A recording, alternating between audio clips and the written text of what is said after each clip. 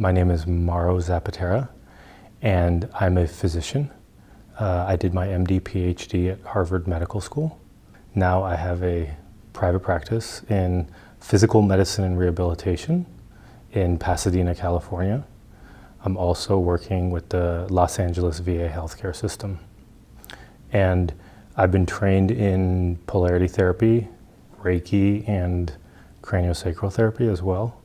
So I try to integrate all the trainings that I've had and try to care for patients.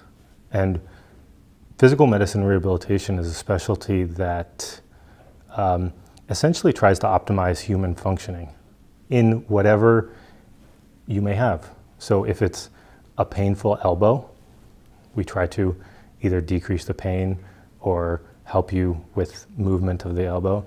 If it's a spinal cord injury, we try to help you with any of the what we call activities of daily living. So that's, washing your face, brushing your teeth, going to the bathroom, dressing yourself, stuff like that. How can you optimize your function to live your life and increase your quality of life? So sometimes we need to use medications. Sometimes we might need to do surgeries. I don't do the surgeries myself, but I usually, I'll refer to somebody. Sometimes they might need some therapy, like physical therapy or occupational therapy. Sometimes they might need something more energetic, like Reiki or craniosacral therapy. Typically, if I feel like they need something more energetic, if I feel like there's sort of some existential suffering that's occurring that, let's say, unfortunately can't be dealt with in the amount of time that I have to deal with them, I'll actually refer them to other people. And I refer them to my wife, usually, who does craniosacral therapy.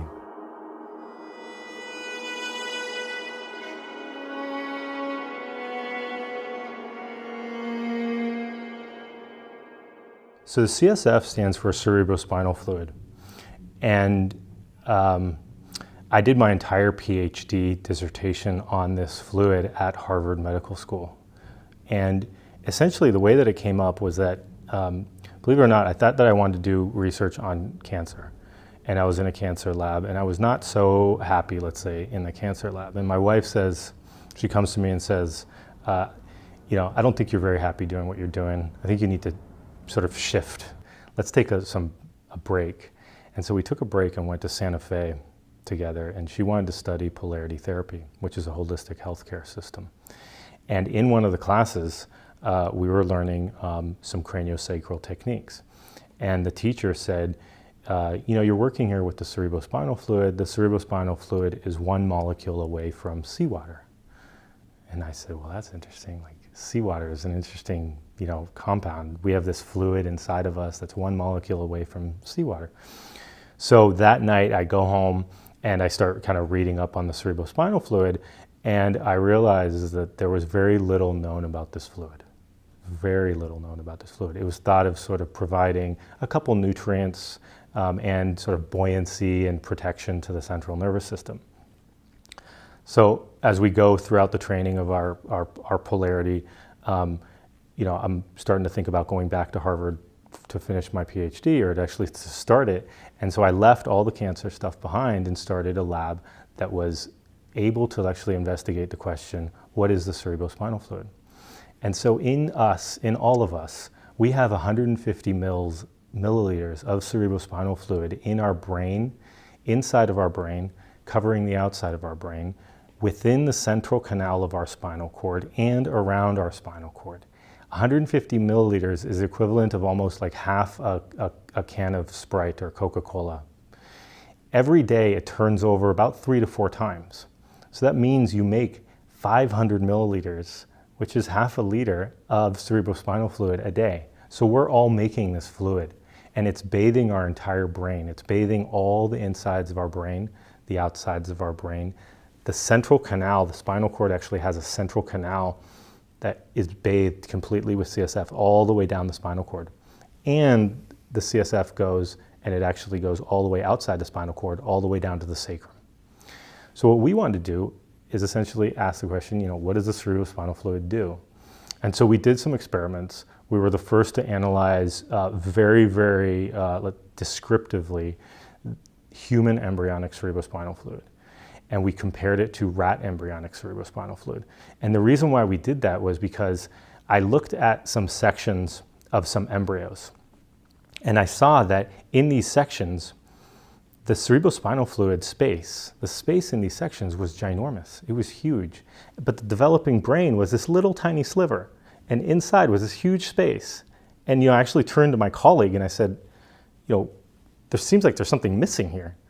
And he goes, well, no, that's actually, that's where the choroid plexus is, which makes the cerebrospinal fluid. And I said, wow, all that is fluid? Well, what does that do? So first we wanted to analyze what actually was in the fluid. And then we wanted to see what does a fluid do from a developmental perspective. And so we kind of did some experiments where we mixed and matched certain sort of developmentally staged brains with different developmentally staged CSFs to see what does the CSF actually provide to the developing brain. And interestingly, what we found out was, well, first of all, just anatomically, every single neural stem cell in development, which are the cells that develop into neurons to create the entire central nervous system. Every single one of those stem cells at one point in development makes contact with the CSF or is contacting the CSF. So early on in development, you're actually making contact with these cells are making contact with the CSF. There's various cues and growth factors and molecules that are actually released into the CSF that instruct the developing brain on proliferation. How much do I actually need to expand, for instance? Differentiation. When should a cell that's a neural stem cell leave the sort of niche that it's in and go out and become a neuron so it can function, it can have a more specialized function. And so we essentially categorized the embryonic cerebrospinal fluid in humans, as well as we did an extensive analysis in rats, looked at all the proteins, looked at how they changed and varied with time, and what were some of the functions of that.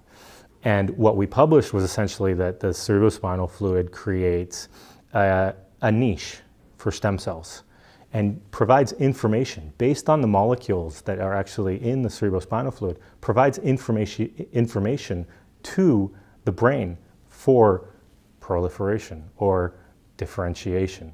And so that was kind of our major, finding with my PhD work. So in back of that then was, all this kind of interesting training from polarity therapy and craniosacral therapy of this fluid actually having sort of a spiritual component. And during my PhD thesis, one of the books I read was actually the Tibetan Book of Living and Dying by Sogyal Rinpoche. And he actually describes this practice, it's a POA practice, and it's done, it's a Buddhist meditation practice where essentially it's done at the time of death, and it's transferring one's consciousness to the unified Buddha consciousness. And there's a couple sort of indicators that you are successful in the practice. One of which is a tingling at the top of the head, another one is headache, one is a small little hole appears on the top of the head where a blade of grass can be put into it. The other one is a softening of the fontanelle, which is where all the bones of the skull come together. When we're babies, there's sort of a space there, and you can actually push on it, and that's actually you're pushing on the cerebrospinal fluid. And so when somebody dies, that space actually softens, and you might have a little bit of clear fluid that actually comes out from the head. And so I said, wow, is that cerebrospinal fluid? If this is a successful practice of transferring your consciousness to the Buddha consciousness, and one of the indicators of success in that practice is a clear fluid that emanates from the top of the head, could that actually be cerebrospinal fluid? Because that's the only clear fluid that's present at that. So we actually tried a little bit to get some fluid from practitioners who did this practice, and we weren't able to do that.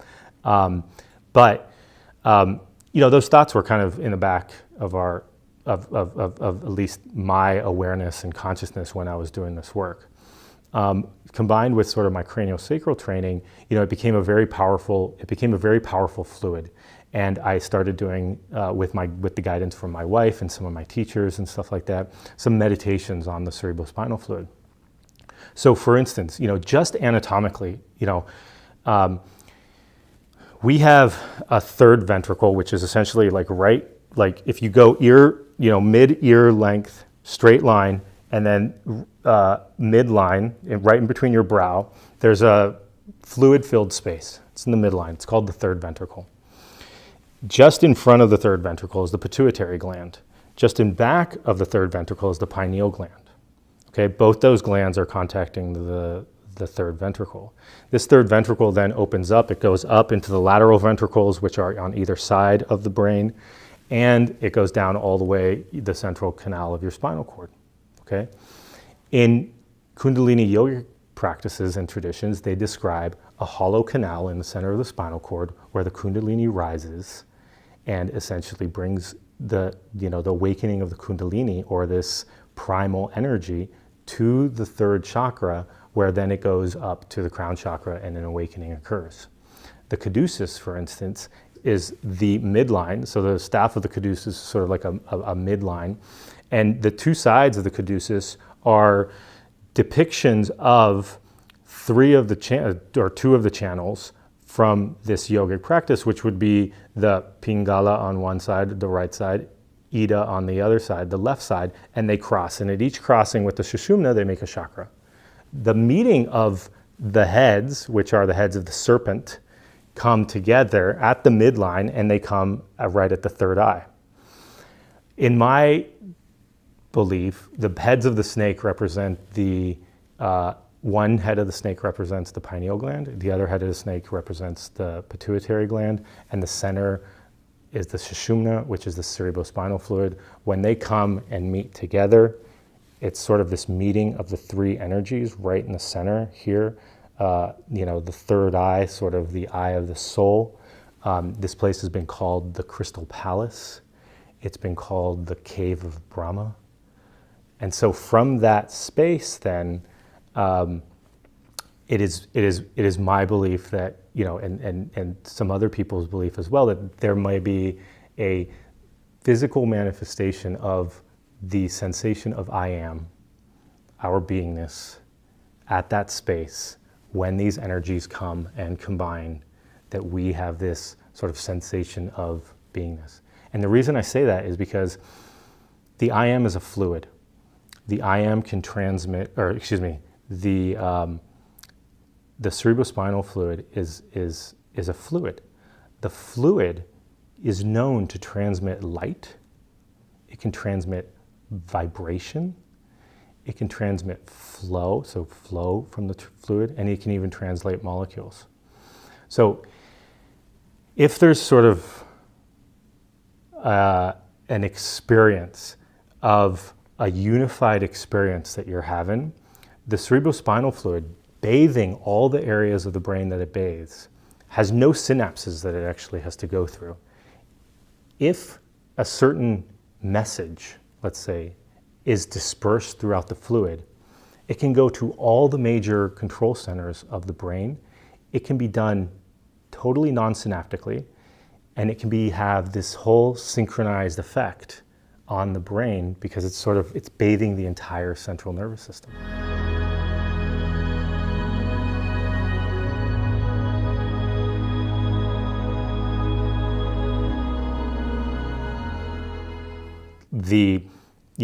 Let's say the guiding light from this talk really, for this talk really came from talking to you and Maurizio, who stated that, I was talking to you about the fluid and you said, well, you know what Nisargadatta said about this fluid? And I said, no, I don't.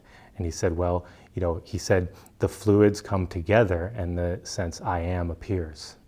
And I think instantaneously we kind of looked at each other and said, maybe that's the cerebrospinal fluid. And so that's exactly what, what I'm talking about, is sort of when there's a sense of I amness, when this sense arises, when that inner sense of beingness arises, it's my experience that it's sort of I sense it in my third ventricle or my third eye, and then from there it gets into this expansion, sort of transmitted through the fluid to my entire central nervous system, of which it's just a complete holistic feeling of my sense, or the sense of beingness.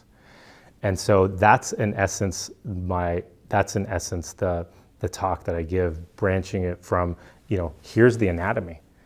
As simple as that might be, we have a fluid-filled space right in the middle of our brains that has this fluid. We have a canal that goes down the center of our spinal cord. And when you look up, sushumna, it sort of describes a hollow canal down the center of the spinal cord.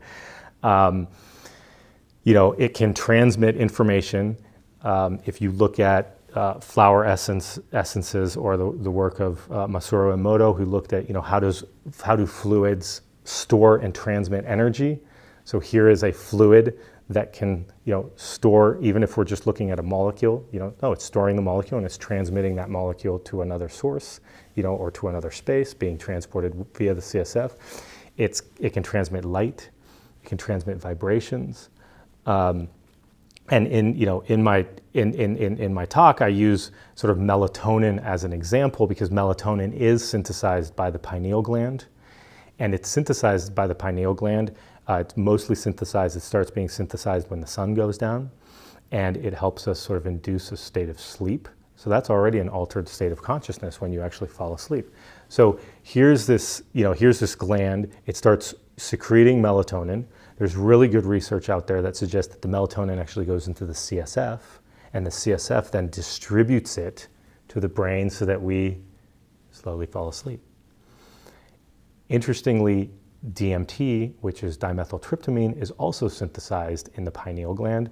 Rick Strassman found it in 2013 and published a paper. And DMT is used in many shamanic practices to sort of induce altered states of consciousness, as well as it's believed to be hypothesized to be released endogenously during birth, death, and during lucid dreaming. So, if there's these molecules in the CSF, like melatonin, that are being, released into the CSF and then distributed to have this sort of global experience of an altered state of consciousness like sleep, could then the CSF store and transmit energy from, let's say, a source energy, transmit that energy to our beingness, to our sense, to ourselves, and allow us to experience our sense of self, that pure beingness within us, and be aware of that. So that is sort of the essence of, kind of the views of the CSF that I wanted to present to SANS.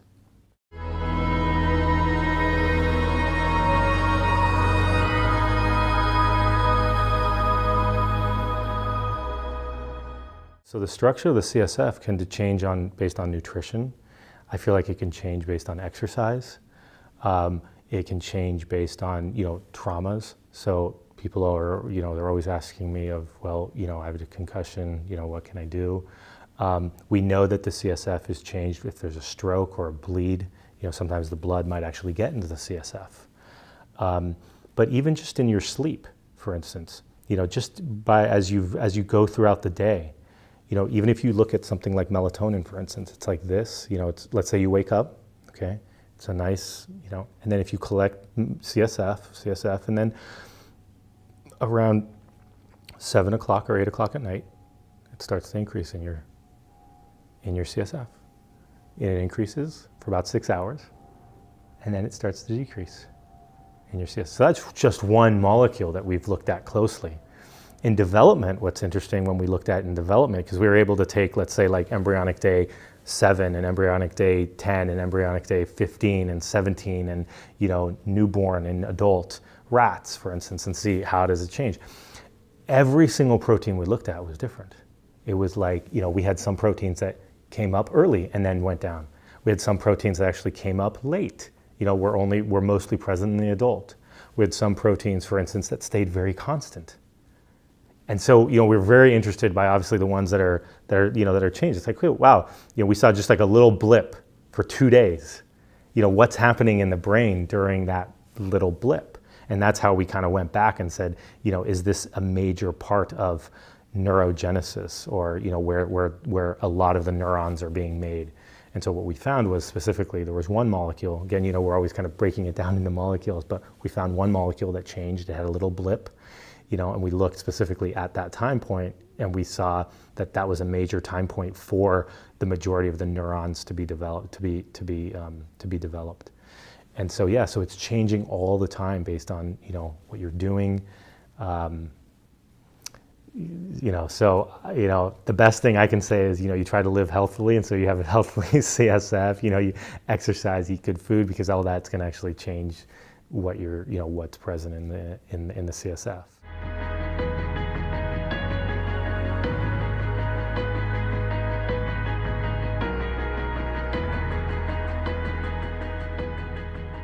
It's in constant flux. You turn it over 3 to 4 times a day, so you're constantly making new fluid. And if you look at the sides, if you look at the CSF comes and it contacts the ventricles. If you look at the cells of the ventricle, for instance, these look like little hair-like projections. They have hair-like projections on them, which are called cilia. And these cilia can actually beat too. So these cilia can kind of create a movement in the CSF. It's like, and there's experiments, for instance, where they've taken, a rat, they opened up, a rat ventricle, and they put a little dye or a little bead on one side, and they wait, a few minutes, and the dye is migrated all the way to the other side. Or, the bead has actually moved because these cilia are kind of beaten. So just kind of imagine, here's this fluid-filled space. Here are these fluid-filled spaces in our brain that is moving, is constantly in movement, right? That transmits. It can transmit light. It can transmit movement and vibration. It can transmit molecules and growth factors and ions and hormones. And it's constantly moving. It's constantly in flux. It goes all the way from both sides of your brain to the third ventricle, which is right in the middle, contacting both the pituitary gland in front and the pineal gland in back, going all the way down your spinal cord in the middle. So in the middle of your spinal cord, on the outside of your spinal cord, all the way down to your sacrum. So if you can kind of imagine this fluid, bathing this whole area, and then once I do that, I sort of connect into the fluid nature of my being, and just connect in there. And the thing that I'm interested in is when I sort of bring up the cerebrospinal fluid, or when I talk about it, and I have people connect in with their own cerebrospinal fluid. What is your experience of it? How do you experience the fluid nature of yourself once you kind of get a sense that, wow, there's this fluid in my brain. It goes all the way down to my sacrum. Does it have any qualities for you? And so I'm very interested in your experience, because I have my experience, but I'm very interested in everybody's experience. Once they kind of connect in with the fluid, how does that help them? And is there some sort of relationship between the fluid field of the cerebrospinal fluid and the heart? And so what is that relationship? And that's something that I'm sort of personally investigating myself.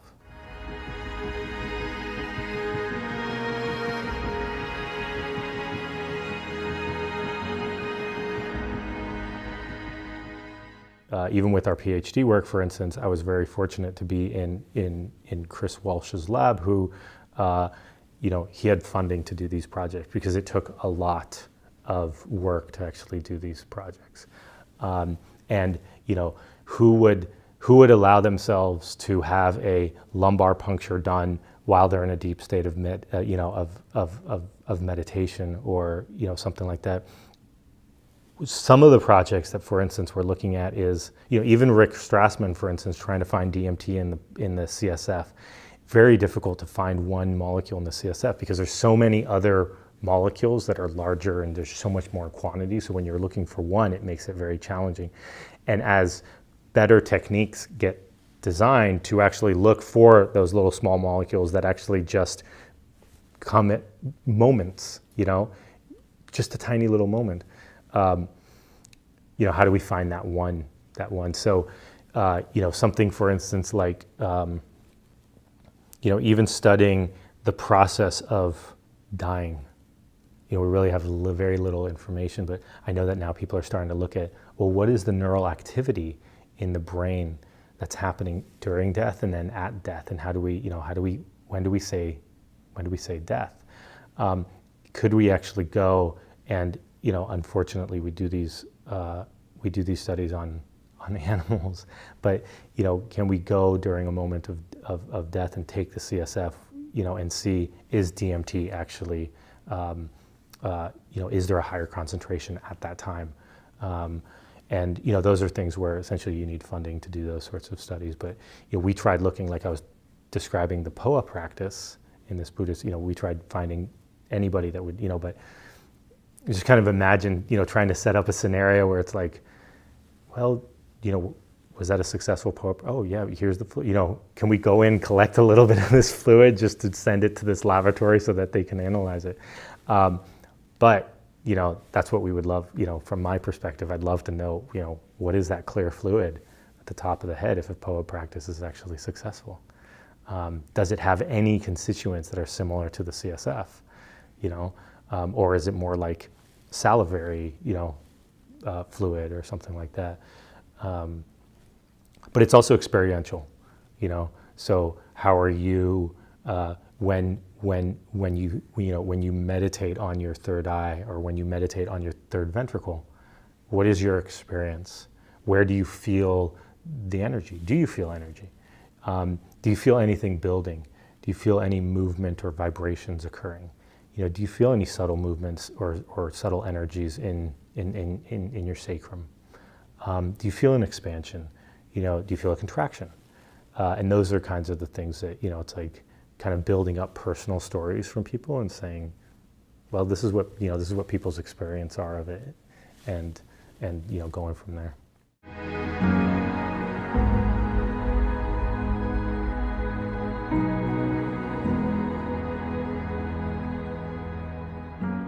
So they are trying to look for receptors for, DMT and stuff like that. One of the reasons I believe, I think you can inhale it, you can snort it. One of the reasons I think some people actually prefer, regardless, it's going to get to your brain. And, I don't know how the distribution is when you actually exogenously deliver it, but it's going to get to your brain somehow, and that's how the effect is. In the inhalation process for snorting it, there are actually, the cribriform plate is this bone that sort of comes out, and coming out of the cribriform plate is actually your olfactory nerves. And so it's the one place where you can actually penetrate the blood-brain barrier. And so people are actually trying to get, therapeutic molecules into the CSF using intranasal intranasal approaches. So I'm using an intranasal approach to actually get to my brain faster via the olfactory nerves that are open, that there's actually a sort of an opening in the blood-brain barrier at that area, and you can get stuff into the CSF.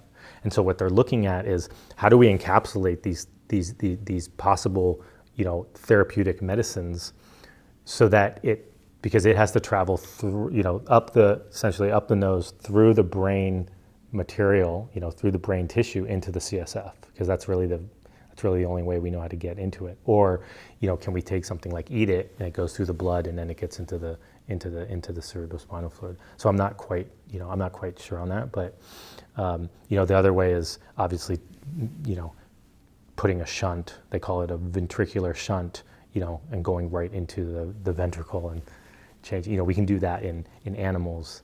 In terms of changing the properties of the CSF and seeing what this molecule does or what this molecule does.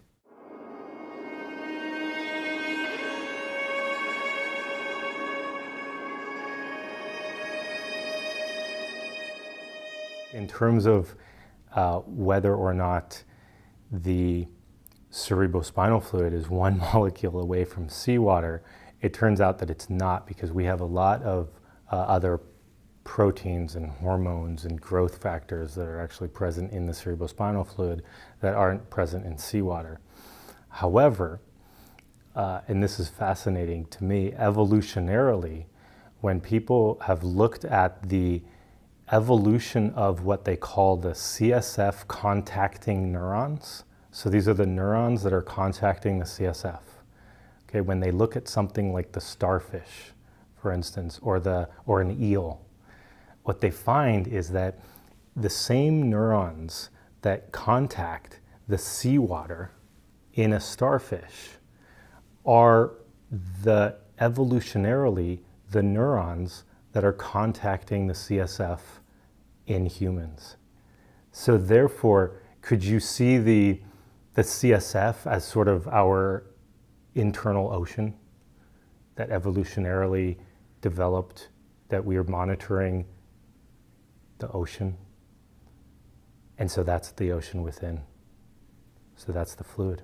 They're actually calling them the CSF contacting neurons are contacting the seawater in a starfish is contacting the CSF in us.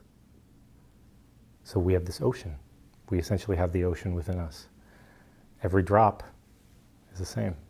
So that to me is the beauty of this fluid, continuously sort of investigating it and picking it apart and sort of looking at it closer and closer and farther and farther.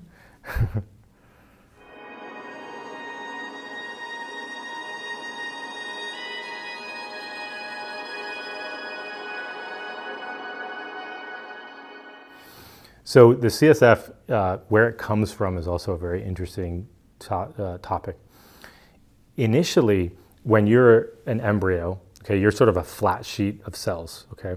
On top of, I'm going to say on top of you, but on top of you is actually what's called the amniotic fluid, okay? So already, even before there's any left or right or anything like that, you're a sheet of cells, and on top of you is the amniotic fluid. As you start to develop and there starts to be an invagination or an involution of the cells, what happens is that there's sort of this sort of a flat sheet, and it dives down, and then it comes up and it folds in on itself.